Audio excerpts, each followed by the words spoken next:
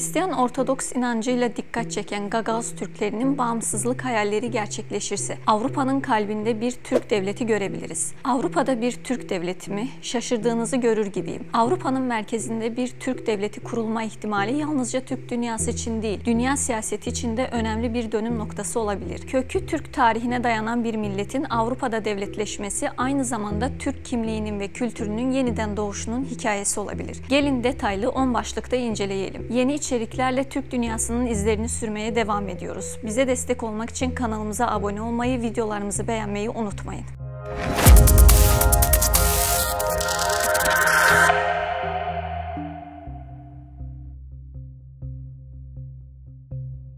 Gagauzlar, Oğuz Han'ın torunları olarak Türkistan coğrafyasından Avrupa'nın kalbine uzanan köklü bir halktır. Bir zamanlar Osmanlı'nın kanatları altında Balkanlara yerleşen Gagauzlar, Tuna Nehri'ni aşıp Moldova'ya kadar ulaşmış ve bugün kültürlerini koruma çabasında dirençli bir topluluk olarak varlıklarını sürdürüyorlar. Gagauzlar 14. yüzyılın başlarında Balkanlarda Balık Bey liderliğinde bir Oğuz devleti kurdular. Bu devlet 1417'de Osmanlı İmparatorluğu topraklarına katıldı. Ancak 18. yüzyılda Osmanlı-Rus savaşlarının etkisi, Bulgar baskıları ve Rusların teşvikleri nedeniyle yurtlarını terk eden Gagauzlar Besarabya'ya göç etmek zorunda kaldılar. 1906'da bağımsızlık ilan etseler de bu kısa süreli bir girişim oldu. 1940'da Moldova Sosyalist Cumhuriyeti kurulunca Gagauz toprakları Moldova ve Ukrayna arasında bölündü. 1989'da başlayan bağımsızlık hareketleri sonucunda 1990'da Gagauz parlamentosu bağımsızlığını ilan etse de Moldova yönetimi tarafından tanınmadı. Nihayet 1994 yılında Moldova Gagauzya'ya özerklik verdi. Hristiyanlığı benimsemeleri ise yaşadıkları coğrafyanın dini yapısıyla yakından ilişkilidir. Gagauzlar Bizans İmparatorluğu, Bulgar Krallığı ve Osmanlı İmparatorluğu gibi tarih boyunca büyük güçlerin hakim olduğu bölgelerde yaşamışlar. 10. yüzyılda Bulgar Krallığı'nın Hristiyanlığı kabul etmesi, Gagauzların da bu dini benimsemelerinde etkili oldu. Gagauzların Hristiyanlaşma sürecinde Ortodoks Kilisesi'nin misyonerlik faaliyetleri önemli bir yer tutar. Örneğin Kiril ve Metodius kardeşler Slav halklarına Hristiyanlık öğretmekle görevlendirildi. Özellikle Slav dillerine yapılan çeviriler bölgedeki Gagauzlar gibi Türk topluluklarını da etkiledi. Bulgar Krallığı döneminde Ortodoks rahipler Gagauzların yaşadığı bölgelerde kiliseler inşa etti. Dini eğitimler verdi ve vaftiz törenleri düzenledi. 19. yüzyılda Gagauzların Ortodoks Hristiyanlık inancını güçlendirmek için Rus rahipler tarafından eğitildiği bilinir. Özellikle Besarabya bölgesinde dini eğitim ve kilise faaliyetleri yoğunlaştı. Bu sebeplerden dolayı Gagauzların Hristiyanlaşması dini bir dönüşümden ziyade çevresel koşullara ve siyasi dengelere uyum sağlama stratejisi olarak değerlendirilmeli.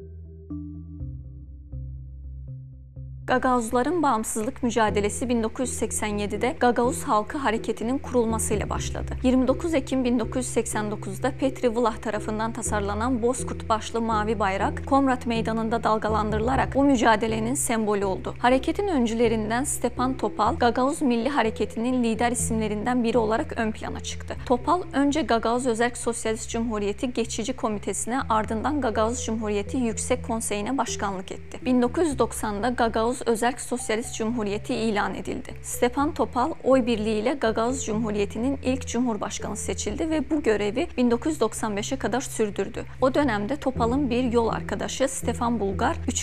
Türk devletini kurduk. Birincisi Türkiye, ikincisi Kuzey Kıbrıs Türk Cumhuriyeti ve şimdi de Gagauzya diyerek bu başarıyı vurguladı. Ancak 1990'da ilan edilen cumhuriyet uluslararası alanda tanınmadı. Gagauzlar ve Moldova hükümeti arasındaki gerilim 1994'te Moldova parlamentosunun Gagauz yeri özerk bölgesini tanımasıyla sona erdi. Bu anlaşmayla Gagauzlar Moldova'nın sınırları içinde özerk bir bölge olarak resmen tanındı. Gagauzya kendi bayrağı, marşı, meclisi ve başkanlık makamına sahip oldu. İlk başkan Komünist Parti'den Georgi Tabunişçik oldu. Bugün Gagauz özerk bölgesinin resmi dilleri Gagauzca, Moldovanca ve Rusça olmasına rağmen ana dil kullanımı konusunda ciddi sorunlar yaşanıyor. Ekonomik zorluklar ve Rusya gibi ülkelere artan göç bölgedeki nüfusun azalmasına yol açmakta.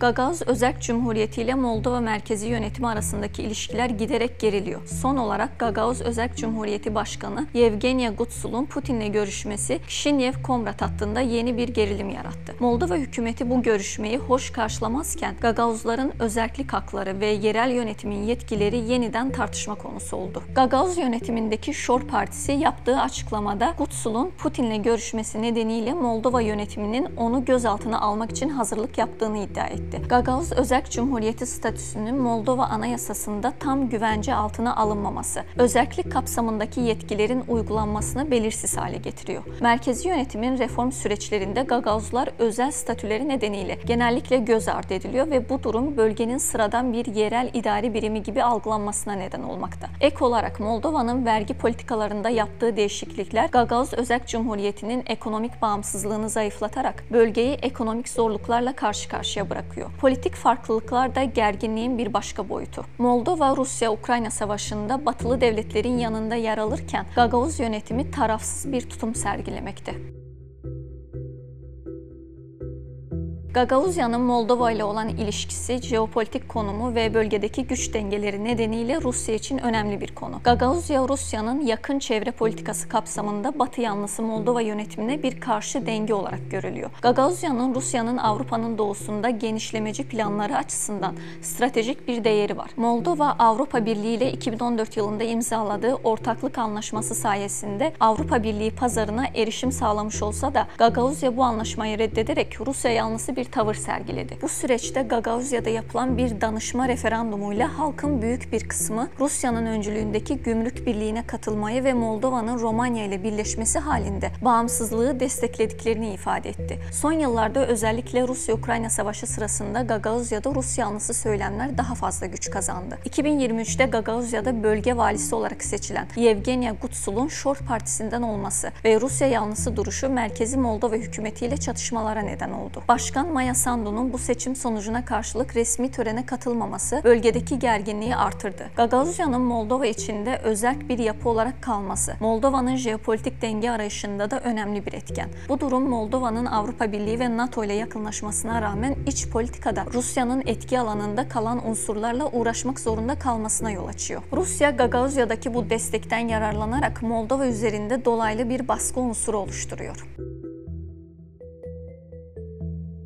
Gagauzya Özerk bölgesi Moldova'nın güneyinde yer alarak Doğu Avrupa'nın jeopolitik dengelerinde stratejik önem taşıyan bir bölge. Gagauzya, Moldova'nın güneyinde Ukrayna sınırına yakın, denize kıyısı olmayan ancak Karadeniz'e yakın bir bölgedir. Bu konum Gagauzya'nın Karadeniz üzerinden yapılan ticaret yollarına ve Avrupa ile Asya arasında köprü görevi gören bir alana erişimini sağlıyor. Bu stratejik pozisyon Doğu Avrupa ile Karadeniz'i birbirine bağlayan kritik bir alan olarak görülmesine neden oluyor. Dolayısıyla burada kurulacak herhangi bir siyasi ya da askeri nüfus hem Rusya hem de Avrupa Birliği açısından önem arz ediyor. Gagauzya, Karadeniz bölgesinde enerji hatları ve lojistik açıdan da önemli. Karadeniz'e doğrudan çıkışı olmasa da yakınlığı bölgenin enerji nakil hatlarına bağlanmasını kolaylaştırıyor. Ve burada etkin bir kontrol sağlamak enerji kaynaklarının güvenliği açısından önemli.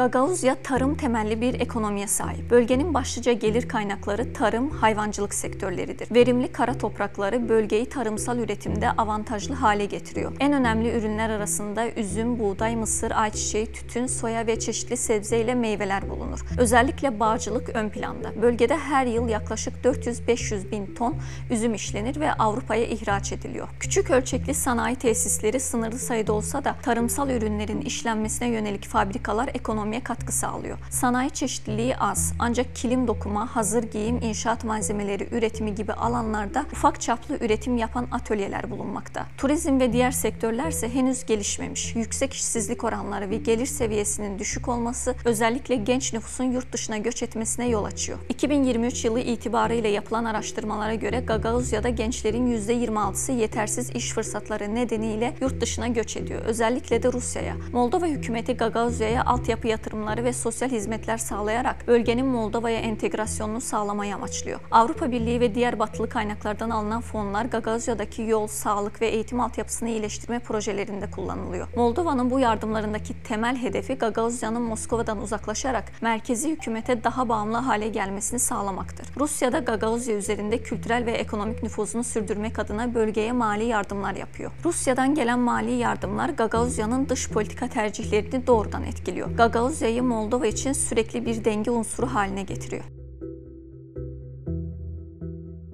Osmanlı'nın Balkanlardan çekilmesinin ardından Türkiye Cumhuriyeti ile Gagavuz Türkleri arasındaki temaslar 1920'li yıllarda başlamıştır. Mustafa Kemal Atatürk, komşu Balkan ülkeleriyle yakın ilişkiler kurmayı önceliklerinden biri olarak görmüş ve bu doğrultuda resmi temasların güçlendirilmesi adına büyük çaba göstermişti. Atatürk'ün yönlendirmesiyle 1923'ten itibaren bölgeyle diplomatik ilişkiler kuruluyor. 1931 yılında Bükreş'e büyükelçi olarak atanan Hamdullah Suphi Tanrıöver, Gagavuz Türklerinin sorunlarına dair raporlar hazırlamış, Atatürk'e düzenli olarak bilgi aktarmış ve elçilik kapılarını Gagavuzlara açmıştı. Elçilik çalışanlarını Gagavuz Türklerinden seçerek bölge halkıyla yakın bir bağ kuruyor o dönemde. 1930'larda Hamdullah Suphi Tanrıöver'in çabalarıyla Gagavuzlar arasında Türklük bilinci yeniden canlanmış, Türkiye ile Gagavuzlar arasında kültürel bağlar güçlenmişti. Hamdullah Suphi Tanrıöver, Besarabya ve Dobruca sahil olmak üzere Romanya'daki Türk topluluklarını ziyaret etmiş, Müslüman ve Hristiyan Türklerin maddi ve manevi durumlarıyla yakından ilgilenmişti. Gagavuzların Türkiye'ye göç etme ve yaşama hayalini destekleyerek bu ideale ulaşmak için çaba gösterdi. Tanrıöver Gagavuzları Trakya bölgesine yerleştirmek istemiş, ancak savaş koşulları ve Besarabya ile Dobruca'nın işgali nedeniyle bu plan gerçekleşemedi. 1990'lı yıllardan itibaren Türkiye Gagavuz Türklerini destekleme çalışmalarını yeniden hızlandırdı. Türkiye'nin desteğiyle 1999 yılında Kongaz'da açılan Süleyman Demirel Türk-Moldova Lisesi Gagavuz gençlerinin eğitimine katkı sunmaya devam etmekte. Ayrıca 1998 yılında TİKA tarafından başkent Komrat'ta kurulan Atatürk Kütüphanesi halkın ve öğrencilerin hizmetine sunuldu. Bu kütüphane sadece kitap temin etmekle kalmıyor. Gagavuz dilinin tanıtımına yönelik etkinlikler, seminerler ve kültürel programlara ev sahipliği yapıyor. Çadır Lunga şehrinde içme suyu şebekesinin yenilenmesi, arıtma istasyonlarının kurulması ve Kıpçak köyündeki su kuyularının yeniden inşası da Türkiye'nin sayesinde yapılıyor. Bunun yanında Gagavuz Radyo Televizyon Kurumu'nun kurulması ve teknik modernizasyonunun sağlanması da Türkiye'nin katkıları arasında. Bu işbirliği Gagavuz Türklerinin kimliklerini koruma çabalarında önemli bir dayanak. ABD ve Batı, Gagavuzya gibi stratejik bölgelerde Rusya'nın etkisini sınırlamak için çeşitli yaklaşımlar geliştiriyor. Moldova'ya sağlanan yardımlar, altyapı projeleri ve enerji desteği bu kapsamda değerlendiriliyor. Özellikle enerji altyapısına yönelik yatırımlar, ekonomik yardımlar ve demokratik süreçlere verilen destekler ön planda. Moldova'nın Avrupa Birliği üyelik sürecine yönelik hazırlanan 1,8 milyar euroluk yardım paketi, enerji güvenliği ve ekonomik istikrarı artırmayı hedefliyor. Bu paket, Gagavuzya'nın altyapısına ve genel kalkınma çabalarına da katkı sağlayacak. Avrupa Birliği, Moldova'nın elektrik altyapısının Avrupa şebekesine bağlanması amacıyla Romanya ile bir bağlantı kurulmasına destek verdi. Bu proje Moldova'nın Rusya'ya bağımlılığını azaltarak daha istikrarlı ve güvenli bir enerji kaynağına erişmesini sağladı. Ayrıca Romanya ve Moldova arasında inşa edilen Unkenny-Laşi doğalgaz boru hattı, Moldova'nın Rus gazına bağımlılığını azaltmak adına önemli bir proje olarak öne çıktı. Bu hat, Moldova'nın gaz tedarikini Avrupa kaynaklarına bağlayarak Rusya'nın enerji üzerindeki nüfuzunu kırmaya yardımcı oldu. ABD ise Moldova'daki demokratik kurumları güçlendirme ve Rusya'nın bölgedeki etkisini azaltma çabalarına odaklanmış. Özellikle Biden, Rusya'nın Moldova'daki seçimlere müdahale girişimlerini eleştirerek Moldova halkının demokratik haklarını koruma yönündeki kararlılığını desteklediğini belirtmişti. Gagavuzya'daki azınlık nüfusun haklarının korunması ve ekonomik kalkınmanın desteklenmesi de bu politikaların bir parçası. Batı'nın bu adımları Rusya'nın Gagavuzya'daki nüfuzunu sınırlamayı hedeflerken aynı zamanda Moldova'nın Avrupa Birliği ile bağlarını derinleştirme sürecini hızlandırmayı amaçlıyor. Bu çerçevede ABD ve Batı'nın Gagavuzya'da hem ekonomik yardımlar hem de güvenlik işbirliği ile Rus etkisini sınırlandırmaya yönelik politikaları Avrupa'nın doğu sınırında güvenliği sağlama amaçlı geniş kapsamlı bir stratejinin parçası.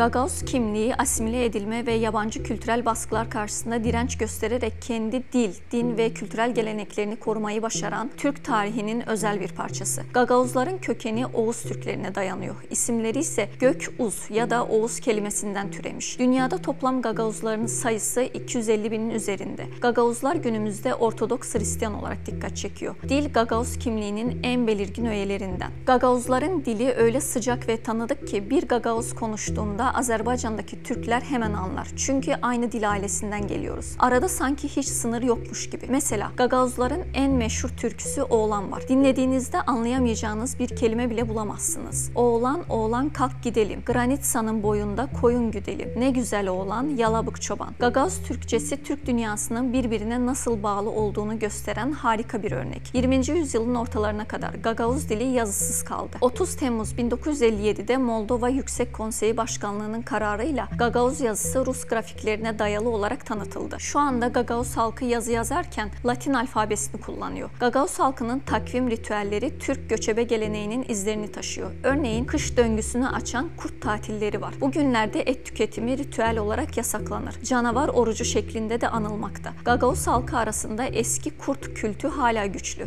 1990 Gagauzya bayrağında bir kurt kafası bulunmakta. Gagauzların giyim kuşamı da Türk kültürüyle olan bağlarını net şekilde ortaya koyuyor. Bulgar edebiyatçı Ivan Vazov, Gagauzların çeyizlerinden ve kıyafetlerinden eski Türk geleneklerine uzanan bir devamlılık bulunduğunu ifade ediyor. Kadın ve erkek kıyafetlerinde Türk kökenli motifler, kullanılan kumaşlar ve işleme teknikleri bunu ispatlıyor. Sonuç olarak Gagauz kimliği tarihsel süreklilik, kültürel dayanıklılık ve kimlik bilinciyle Türk dünyasının Avrupa'daki nadir bir temsilcisi olarak varlığını sürdürmekte.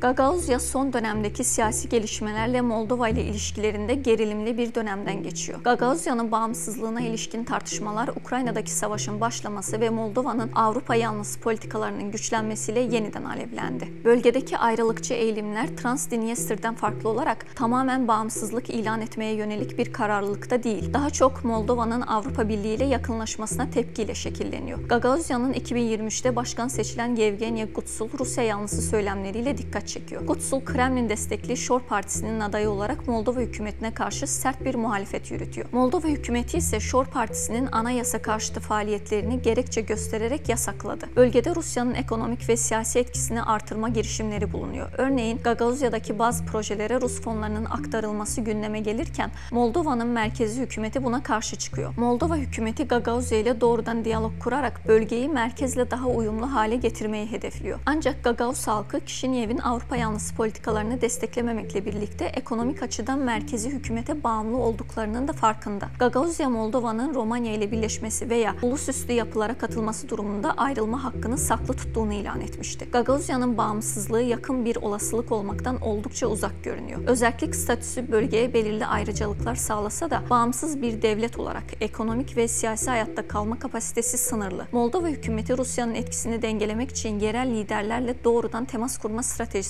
sürdürüyor. Kremlin'in Ukrayna'daki savaşla meşgul olması da Gagauzya'nın bağımsızlık söylemlerini hayata geçirmesini zorlaştırıyor. Gagauzya'nın geleceği Moldova'nın iç politikalarına ve Rusya'nın bölgesel etkisini artırma stratejisine bağlı olarak şekillenecek. Ancak mevcut koşullarda bağımsızlık olasılığı baskı unsuru olarak kullanılan bir argüman olmaktan öteye geçemiyor. Hristiyan Ortodoks inancıyla dikkat çeken Gagauz Türklerinin bağımsızlık hayalleri gerçekleşirse Avrupa'nın kalbinde bir Türk devleti görebiliriz.